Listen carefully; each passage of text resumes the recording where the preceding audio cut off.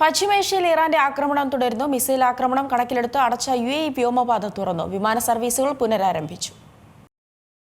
ഇറാനിൽ നിന്നുള്ള മിസൈൽ ആക്രമണങ്ങളുടെ പശ്ചാത്തലത്തിൽ അടച്ച വ്യോമപാത UAE തുറന്നു. 1 മണിക്കൂറോളമായിരുന്നു വ്യോമപാത അടച്ചിട്ടത്. നിലവിൽ വ്യോമഗതാഗതം സാധാരണ നിലയിലായതായി ജനറൽ സിവിൽ ഏവിയേഷൻ അതോറിറ്റി അറിയിച്ചു. സ്ഥിതിഗതികൾ സുസ്ഥിരമാവുകയും താൽക്കാലിക മുൻകരുതൽ നടപടികൾ പിൻവലിക്കുകയും ചെയ്തതിനെ തുടർന്നാണിത്.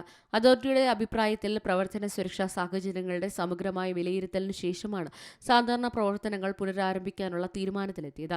താൽക്കാലിക അടച്ചുപൂട്ടൽ സമയത്ത് യാത്രക്കാരുടെയും വിമാന കമ്പനികളുടെയും സഹകരണത്തിന് GCAI നന്ദി പ്രകടിപ്പിച്ചു. ഇറാനിൽ നിന്നുള്ള മിസൈൽ ഡ്രോൺ ആക്രമണങ്ങളുടെ പുതിയ പരമ്പരയെ ചെറുക്കുന്നതിനായാണ് UAE പ്രതിരോധ മന്ത്രാലയം ഇത് വ്യക്തമാക്കിയത്.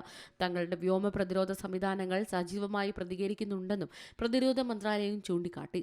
ലോകത്തിലെ ഏറ്റവും തിരക്കേറിയ അന്താരാഷ്ട്ര വിമാനത്താവളങ്ങളിൽ ഒന്നായ ദുബായ് അന്താരാഷ്ട്ര വിമാനത്താവളത്തിന്റെ പ്രവർത്തനങ്ങളെ വ്യോമ അതിർത്തി നിയന്ത്രണങ്ങൾ താൽക്കാലികമായി ബാധിച്ചു.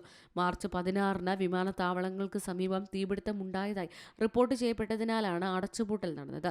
ഇതോടെ നിരവധി വിമാന സർവീസുകൾ തടസ്സപ്പെട്ടു. ചിലത് വൈകി, ചിലത് വഴിതിരിച്ചു വരെ വിട്ടു.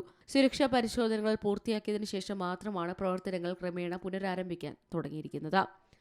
International desk C Malayalam news.